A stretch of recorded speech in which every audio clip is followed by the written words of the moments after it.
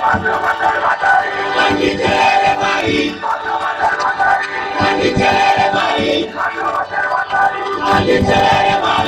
तेरा एक मेरा, दो तेरा दो मेरा, तीन तेरा तीन मेरा, 50-50 बराबर है। Everything okay? Happy? Very happy. No cheating. देखा आपने लापरवाही का नतीजा है। ऐसे ही पोलियो की खुराक न लेने से पोलियो आपके बच्चे को पकड़ सकता है।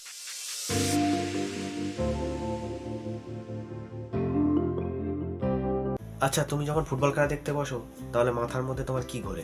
মানে কি চিন্তা ভাবনা নিয়ে তুমি খেলা দেখতে বসো? হয় তুমি তোমার প্রিয় দল খেলছে সেই জন্য তুমি খেলা দেখতে বসো, না হলে তুমি ভালো একটা খেলা দেখবে বলে খেলা দেখতে বসো, না হলে ফুটবল খেলা দেখতে ভালোবাসো, ফুটবল খেলা দেখতে ভালো লাগে তাই ফুটবল খেলা দেখতে বসেছো। ফুটবল খেলা দেখতে বসলে আমাদের মাথার মধ্যে কি ঘোরে? কোন টিম কখন গোল করবে, কোন টিম কটা গোল করবে সেটা দেখার জন্য আমরা বসি। কিন্তু মুম্বাই বনাম মোহনবাগানের ISL এর যে ম্যাচটি হলো সেই ম্যাচে আমরা আশ্চর্যজনকভাবে আমাদের হিসাব করতে হচ্ছে কে কটা কার্ড খেয়েছে, কটা কার্ড বের করতে হয়েছে। হ্যাঁ, এমনই একটা জঘন্য ম্যাচ আমরা দেখলাম। মুম্বাই বনাম মোহনবাগান ম্যাচ সবসময় একটা হাই ভোল্টেজ ম্যাচ থাকে, তেমনই ম্যাচ আশা করেছিলাম আমরা, কিন্তু এই হাই ভোল্টেজ ম্যাচটা একটা ক্ষেপের খেলার মতো পরিণত হবে আমরা অনেকেই ভাবতে পারিনি। সত্যি ম্যাচে ঠিক কি হয়েছিল? ম্যাচের রেফারি ছিল রাহুল গুপ্তা, আমি যদি ভুল না বলি রাহুল গুপ্তা। জানি না বইয়ের সাথে বাড়িতে ঝগড়া করে এসেছিল কিনা, সেই বইয়ের ফার্স্টেশনটা প্লেয়ারদের উপরে তুলছে। সিরিয়াসলি বলছি ভাই, যদি এই খেলাটা কোনো ক্ষেপের মাঠে হতো না, রেফারির পাছায় একদম দিতাম একদম সাটিয়ে, রেফারি বাড়ি ফিরতে পারতো না, সমর্থকরা যা হাল করতো। মানে আমি লিটারেলি কালকে আমি খেলা দেখছি, মানে আমি ভাবছি যেন আমি ফোনটাকে আছাড় মারি, এরকম আমার মাথার মধ্যে আসছে যে মানে আমি একটা ক্লাবের ফ্যান হয়ে নয়, একটা ফুটবল ফ্যান হিসেবে বলছি। চলো ঠিক আছে, আকাশ মিশ্রা ফাউল করেছে, তার রেড কার্ডটা মানা যায়, আশিস রায়ের রেড কার্ডটা মানা যায়, কিন্তু লিস্টান কোলাসো তার কার্ডটা কিসের জন্য? হ্যাঁ, আইপারিসকে রাব ভাষা ইউজ করেছে, তার সাথে একটু ঝগড়া হয়েছে, কথা কাটাকাটি হয়েছে, ইয়েলো কার্ড দেখাও, ওখানে ডিরেক্ট লাল কার্ড। তারপরে গেগ স্টুয়ার্টের ওই জায়গাতে মানে প্লে অ্যাক্টিং এর জন্য ইয়েলো কার্ড দিয়েছে। প্রথমে ইয়েলো কার্ড খেয়েছিল, সেকেন্ডবারে ইয়েলো কার্ড দিয়েছে, ইয়েলো কার্ডের জন্য লাল কার্ড হয়ে গেছে। এই ম্যাচটা একটা ক্ষেপের থেকে ও জঘন্য খেলা করেছে। একটা ক্ষেপের খেলা, এর থেকে ভালো খেলা আমরা দেখতে পাই। আমরা ছোটবেলা থেকে ক্ষেপের খেলা দেখে বড় হয়েছি, এর থেকে ক্ষেপের খেলা রেফারি, গ্রামের রেফারিরা অনেক ভালো খেলে। এটাই ISL। এই ISL নাকি ইন্ডিয়ান ফুটবলে ডেভেলপ করবে, এই ISL মোটেও নয়। মানে একটা রেফারি যে এতটা নিচে নামতে পারে, মানে একটা ম্যাচে 7-7টা রেড কার্ড। একটা ম্যাচ শেষে আমরা কি নিয়ে পরিসংখ্যান নিয়ে বসি, যেখানে আমরা ম্যাচ শেষে আমরা এটা নিয়ে বসি কোন টিম কটা গোল করেছে এবং কোন টিমের পারফরমেন্স কেমন হয়েছে। আমরা মোহনবাগান বনাম মুম্বাইয়ের ম্যাচের পরে আমরা রেফারির পারফরমেন্স কেমন সেটার বিচার করছি, সেটা নিয়ে আমরা ভিডিও বানাচ্ছি। স্কোর কি হয়েছে, স্কোরের কথা আমরা ভুলে গেছি, আমরা কার্ডের স্কোর কি আছে সেটাই নিয়ে হিসাব করছি। 7টা রেড কার্ড একটা ম্যাচে, 11টা ইয়েলো কার্ড, মানে একটা খেলায় 22টা প্লেয়ার থাকে দু দল মিলিয়ে, আর রেফারি টোটাল 18খানা কার্ড দেখিয়েছে, 18 বার তার পকেটে হাত দিয়েছে। জানি না তার পকেটে কি ছিল, কি এমন সোনায় হিরো মুক্ত ছিল যার কারণে বারবার তার পকেটে হাত দিতে হচ্ছিল, এবং পকেটে হাত যতবার দিয়েছে ততবার হয় লাল কার্ড নাহলে হলুদ কার্ড। হ্যাঁ, অনেকেই তো বলছে মজার ছলে যে মানে সবুজ মেরুন ম্যাচে লাল হলুদের জয়, সত্যিই লাল হলুদের জয়। এরকম করে খেলা হচ্ছে ISL এর, এত নিম্ন, এত জঘন্য, এত থার্ড ক্লাস লেভেলের ISL এর ম্যাচ চলছে। অনেকেই এটা অভিযোগ করে যে মোহনবাগান নাকি রেফারি কেনে।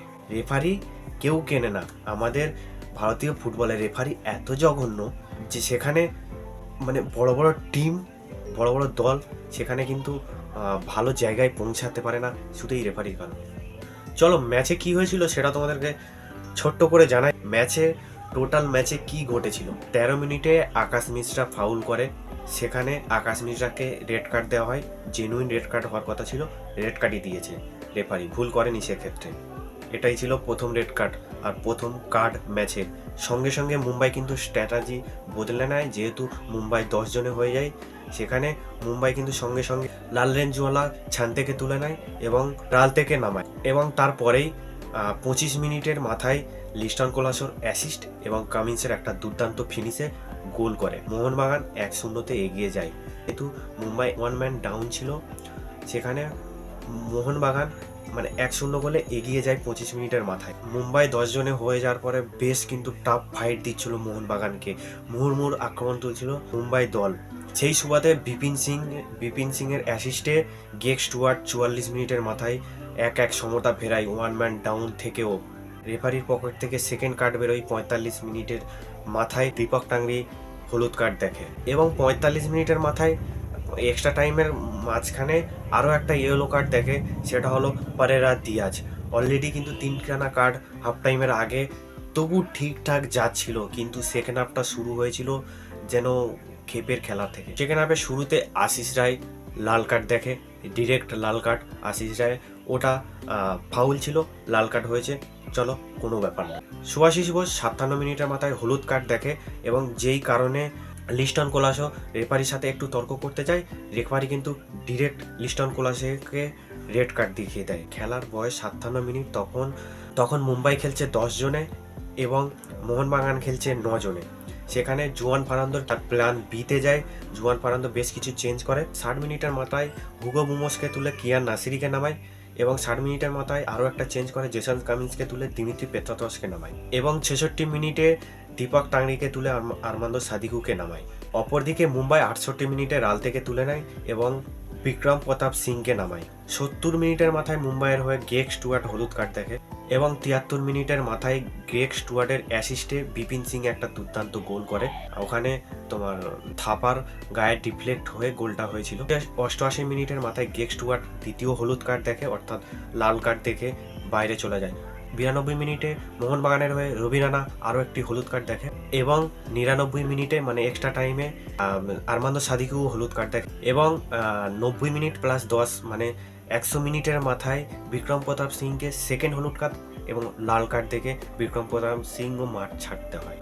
এবং খেলা শেষ, এবং রাহুল বেকের সাথে একটা টাসেল হয়, সেই টাসেল একটা ইউস্টেকে রেড কার্ড দেখিয়েছে এই টাসেলের কারণে, এবং রাহুল বেকেকেও এই টাসেলের কারণে রেড কার্ড দেখিয়েছে। টোটাল এই ম্যাচে 7টা রেড কার্ড এবং 11টা হলুদ কার্ড কিন্তু রেফারি বের করেছে। ম্যাচের পরিসংখ্যান হলো মুম্বাই শটের ক্ষেত্রে মুম্বাই 12টা শট নিয়েছে, সেখানে মোহনবাগান 8টি শট নিয়েছে। শট অন টার্গেটে মুম্বাই 3টি শট নিয়েছে এবং মোহনবাগান 2টি শট নিয়েছে। পজিশনে মুম্বাই 52% এবং মোহনবাগান 48%। পাসেস মানে মোট পাস খেলে মুম্বাই মোট পাস খেলে 437টি এবং মোহনবাগান পাস খেলে 404টি। পাস অ্যাকুরেসি মুম্বাই 83% এবং মোহনবাগান 81%। ফাউল করেছে মুম্বাই 9টি এবং মোহনবাগান 13টি। রেড কার্ড মুম্বাইয়ের হয়ে রেড কার্ড 4টি পেয়েছে এবং মোহনবাগানের হয়ে 3টি রেড কার্ড, টোটাল 7টি রেড কার্ড হয়েছে। মোহনবাগানের 5টা প্লেয়ার ইয়েলো কার্ড দেখেছে এবং মুম্বাইয়ের 2টি প্লেয়ার ইয়েলো কার্ড দেখেছে। মোহনবাগান 2টি অফসাইড করেছে এবং মুম্বাই কোনো অফসাইড করেনি। মোহনবাগান 7টি কর্নার তুলে নিয়েছে এবং সেখানে মুম্বাই 3টি কর্নার। ডিফেন্সি ট্যাকেলে কিন্তু মুম্বাই অনেকটা এগিয়ে রয়েছে। ডিফেন্সি ট্যাকেলে মুম্বাই 71% এবং মোহনবাগান 31%। মুম্বাই 16টা ক্লিয়ারেন্স করেছে, মোহনবাগান 11টি ক্লিয়ারেন্স করেছে। তো এই ছিল পুরো ম্যাচের হিস্ট্রি। হ্যাঁ, মোহনবাগানের পরের ম্যাচ রয়েছে এফসি গোয়ার সাথে ঘরের মাঠে। এখন এফসি গোয়া কিন্তু এখনও পর্যন্ত আইএসএলের এখন খুব ভালো পারফরমেন্স করছে এবং লিগ টেবিলের এই মুহূর্তে আইএসএলের শীর্ষে রয়েছে, এখনও তারা হারের মুখ দেখেনি।